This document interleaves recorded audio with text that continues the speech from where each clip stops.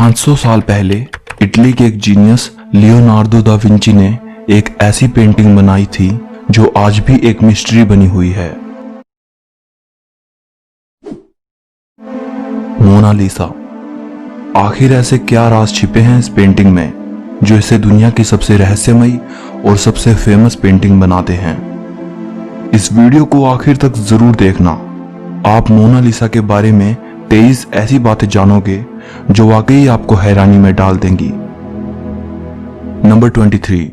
23 जून 1852 को ल्यूक मास्पेरो नाम के एक यंग फ्रेंच आर्टिस्ट ने पेरिस के एक होटल की चौथी मंजिल से कूदकर अपनी जान दे दी। वो मोनालिसा की रहस्यमयी मुस्कान के लिए पागल था, उसकी सुंदरता पर मोहित था। उसने एक सुसाइड नोट भी छोड़ा जिसमें उसने मोनालिसा के लिए अपने प्यार और सालों के इंतजार की बात की थी। नंबर 22। मोनालिसा के बारे में जो सबसे रहस्यमयी बात है और जो बात आर्टिस्ट और हिस्टोरियंस को सबसे ज्यादा सोचने पर मजबूर करती है वो है मोनालिसा की रहस्यमयी मुस्कान, जो अलग अलग एंगल से देखने पर अलग अलग दिखती है, मतलब बदलती रहती है। पहले ये तस्वीर मुस्कुराती हुई दिखाई देती है, फिर ये मुस्कान फीकी पड़ जाती है और फिर गायब हो जाती है।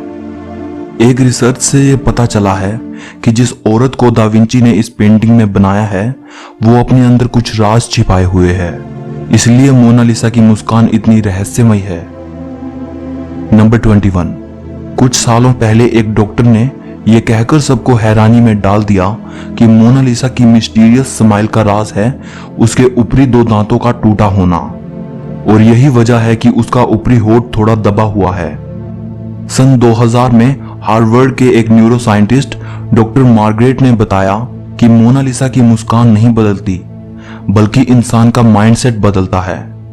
मतलब ये आपके दिमाग का खेल है, जैसा आप मोनालिसा के चेहरे को देखना चाहते हो वैसा ही आपको वो दिखेगा। ये इस चीज पर डिपेंड करता है कि आप किस चीज पर फोकस कर रहे हो। नंबर 20। लियोनार्दो दा विंची ने मोनालिसा को 1503 में बनाना शुरू किया था और वो 1517 तक इस पे काम करते रहे। उनको सबसे ज्यादा समय मोनालिसा के होंठ बनाने में लगा था। मोनालिसा के होंठ बनाने में दा विंची ने 12 साल लगा दिए थे। नंबर 19। यह बात तो सच है कि मोनालिसा एक बेहद खूबसूरत पेंटिंग है और शुरू से ही ये काफी मशहूर है, लेकिन इतनी मशहूर ये कभी नहीं थी जितनी कि ये तब हुई जब इसे पेरिस के लूव्र म्यूजियम से चुरा लिया गया। नंबर 18। दुनिया की सबसे मशहूर पेंटिंग को दुनिया के सबसे बड़े म्यूजियम से चुरा लिया जाना एक बड़ी हैरान कर देने वाली घटना थी, लेकिन उससे भी ज्यादा हैरान कर देने वाली बात तो ये है कि इसके चोरी के इल्जाम में जिस आदमी को शक के घेरे में लिया गया वो थे हमारे एक और महान पेंटर पाब्लो पिकासो। जी हाँ, शुरुआत में पाब्लो पिकासो पर इसे चोरी करने का इल्जाम लगा, लेकिन बाद में काफी पूछताछ और इन्वेस्टिगेशन के बाद उनसे ये आरोप हटा लिया गया। नंबर 17। वो कौन इंसान था जिसने मोनालिसा को चुराया था? 1911 में 21 अगस्त के दिन इसे चुराया गया, लेकिन उस दिन इस चोरी की तरफ किसी ने ध्यान नहीं दिया और इसे अगले दिन नोटिस किया गया। लूव्र म्यूजियम को इन्वेस्टिगेशन के लिए 1 हफ्ते के लिए बंद कर दिया गया, इस कंफ्यूजन की वजह से कि शायद पेंटिंग को म्यूजियम में ही कहीं और रख दिया गया होगा। बाद में पता चला कि मोनालिसा को लूव्र म्यूजियम के ही एक वर्कर विंसेंजो पुरुगिया ने चुराया था। वो म्यूजियम के एक छोटे से कमरे में छिप गया। म्यूजियम के बंद होने के बाद वो पेंटिंग को कोट में छिपाकर फरार हो गया। नंबर 16। विंसेंजो इटली का एक देशभक्त नागरिक था। उसका यह विश्वास था कि लियोनार्दो की यह पेंटिंग उनके देश में वापस आनी चाहिए और इसे इटली के म्यूजियम में दिखाया जाना चाहिए। 2 साल बाद विंसेंजो को तब पकड़ लिया गया जब वो मोनालिसा को लेकर इटली के फ्लोरेंस शहर के आर्ट म्यूजियम के डायरेक्टर को इसे बेचने जा रहा था। 2 हफ्तों तक मोनालिसा को इटली के उसी म्यूजियम में रखने के बाद 4 जनवरी 1914 को वापस से पेरिस के म्यूजियम में लाया गया। विंसेंजो को उसके क्राइम के लिए 6 महीने की जेल हुई, लेकिन इटली ने उसकी देशभक्ति के लिए उसका स्वागत किया। नंबर 15। मोनालिसा की एक जुड़वा पेंटिंग भी मौजूद है जो बिल्कुल लियोनार्दो दा विंची की मोनालिसा जैसी ही दिखती है। कहा जाता है कि दूसरी पेंटिंग को दा विंची के टाइम में ही उनके एक स्टूडेंट फ्रांसिस्को मेल्जी ने बनाया था। ये दूसरी पेंटिंग स्पेन की राजधानी मैड्रिड के प्रादो म्यूजियम में रखी है। नंबर 14। आज तक ये बात रहस्य है कि मोनालिसा कौन थी, मतलब दा विंची ने ये किसकी तस्वीर बनाई थी, ये कौन औरत थी। ज्यादातर स्कॉलर्स का ये मानना है कि इस पेंटिंग में जो तस्वीर है वो लीसा घेरार्दिनी की है, जो कि फ्लोरेंस की एक इटालियन औरत थी। लेकिन एक थियोरी ये भी कहती है कि मोनालिसा लियोनार्दो दा विंची की खुद की तस्वीर है, मतलब उन्होंने इस पेंटिंग में खुद को एक औरत के रूप में बनाया था। नंबर 13। इस खूबसूरत पेंटिंग को नुकसान पहुंचाने की कई कोशिशें हो चुकी हैं। 1956 में एक बोलीवियन टूरिस्ट ने मोनालिसा पर एक पत्थर फेंका था, जिसकी वजह से मोनालिसा की बाएं हाथ की कोहनी के पास एक छोटा सा निशान आ गया था। बाद में इसे रिस्टोर कर दिया गया, लेकिन निशान अब भी हल्का दिखता है। इससे पहले एक व्यक्ति ने इस पेंटिंग पर एसिड फेंका था। इसके बाद मोनालिसा की सिक्योरिटी को देखते हुए इसे बुलेट प्रूफ ग्लास के अंदर रखा गया, लेकिन इसके बाद भी एक लेडी ने मोनालिसा पर रेड पेंट से स्प्रे करने की कोशिश की थी और 2009 में एक रशियन लेडी ने इसकी तरफ सिरेमिक टीकप फेंका, पर पेंटिंग दोनों ही केस में सुरक्षित रही। नंबर 12। लियोनार्दो दा विंची एक राइटर भी थे, लेकिन हैरानी होती है कि उन्होंने अपनी सबसे फेमस पेंटिंग मोनालिसा के बारे में कहीं कुछ भी नहीं लिखा। नंबर 11। सेकेंड वर्ल्ड वॉर के टाइम मोनालिसा को 6 बार अपनी जगह से बदला गया, ताकि ये बेशकीमती पेंटिंग जर्मन नाजियों के हाथों में ना चली जाए। नंबर 10। लियोनार्दो के ही एक स्टूडेंट ने 1514 से 1516 के बीच मोनालिसा का एक न्यूड वर्जन भी बनाया था, जिसे मोना वेना कहा जाता है। इसके हाथ और बॉडी की पोजीशन बिल्कुल लियोनार्दो की मोनालिसा जैसी ही है। कहा यह भी जाता है कि शायद इसे भी लियोनार्दो दा विंची ने ही बनाया हो। यह पेंटिंग पेरिस के कोंडे म्यूजियम में रखी है। नंबर 9। लियोनार्दो ने मोनालिसा को पेंट करने में 30 से भी ज्यादा लेयर्स का इस्तेमाल किया था, और उनमें से कुछ लेयर्स तो एक इंसानी बाल से भी बारीक थी। नंबर 8। मोनालिसा दुनिया की मोस्ट वैल्यूएबल पेंटिंग है। गिनीज वर्ल्ड रिकॉर्ड के अनुसार मोनालिसा हिस्ट्री की हाईएस्ट वैल्यूएशन वाली पेंटिंग है। 1962 में इसकी कीमत $100 मिलियन आंकी गई थी। 2019 में यह $700 मिलियन के आसपास है, लेकिन फ्रेंच हेरिटेज लॉ के अकॉर्डिंग इसे बेचा और खरीदा नहीं जा सकता, क्योंकि यह पब्लिक के लिए है। नंबर 7। 1519 में दा विंची की मृत्यु के बाद मोनालिसा फ्रांस के राजाओं के प्राइवेट कलेक्शन का हिस्सा बन गई। फ्रेंच रिवॉल्यूशन के बाद मोनालिसा को पेरिस के लूव्र म्यूजियम में रख दिया गया। ये पेंटिंग नेपोलियन को इतनी पसंद आई थी कि कुछ समय के लिए उन्होंने इसे अपने बेडरूम में लगवा दिया था। नंबर 6। जितना आपको लगता है ये पेंटिंग उससे काफी छोटे साइज की है। इसका साइज 30 बाय 21 इंचेस है और इसका वजन 8 किलोग्राम है।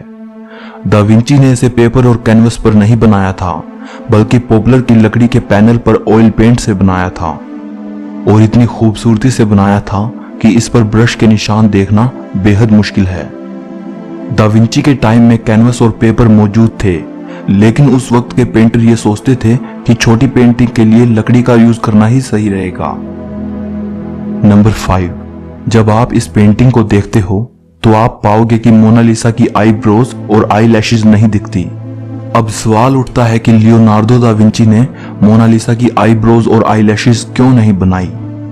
2017 में एक फ्रेंच इन्वेंटर पास्कल कोट ने हाई रिजोल्यूशन स्कैन से यह पता लगाया कि दा विंची ने मोनालिसा की आईब्रोज और आई लैशेज बनाई थी। उसने बताया कि यह टाइम के साथ धीरे धीरे गायब हो गई, शायद ओवर क्लीनिंग की वजह से। नंबर 4।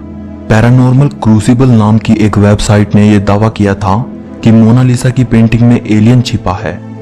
कहा गया कि अगर इस पेंटिंग को लेफ्ट साइड से मिरर के साथ जोड़कर देखा जाए तो एलियन जैसी आकृति बनती है।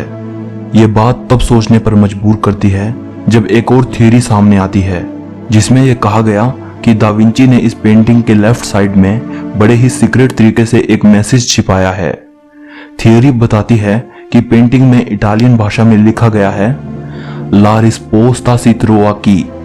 इसका मतलब है द आंसर इज हेयर, यानी उत्तर यहां है। हालांकि इस थियोरी में कितनी सच्चाई है इसकी कोई पुष्टि नहीं की जा सकी और ना ही मैं इसके सच होने का कोई दावा करता हूं।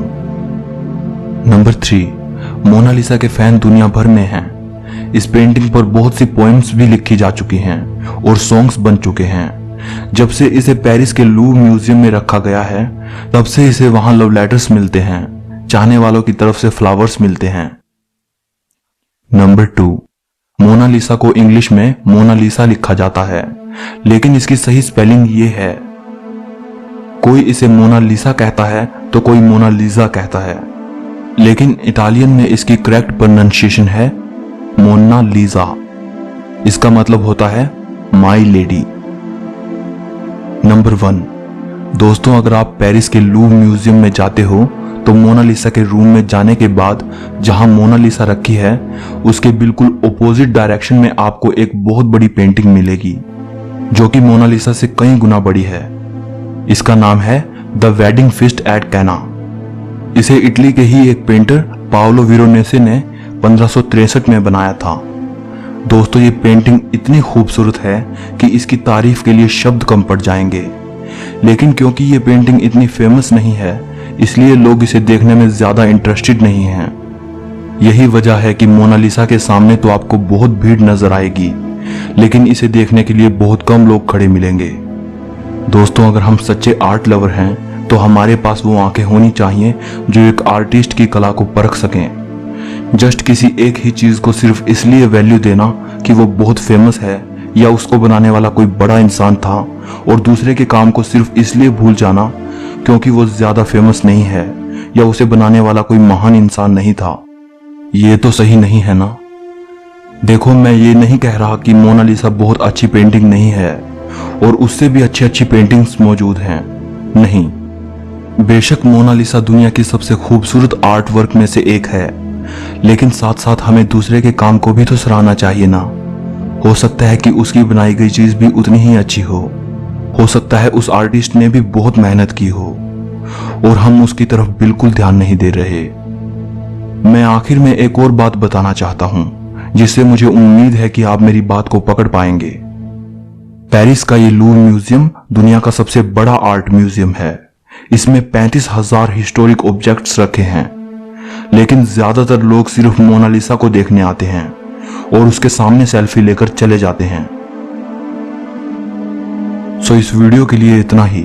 अगर आपको ये वीडियो पसंद आई हो तो लाइक और शेयर जरूर करना। कमेंट करके इस वीडियो के बारे में अपनी राय देना। और अगर आप हिस्ट्री वीडियोस देखना चाहते हैं तो चैनल को सब्सक्राइब करके घंटी को दबा देना। सो मिलते हैं अगली वीडियो में।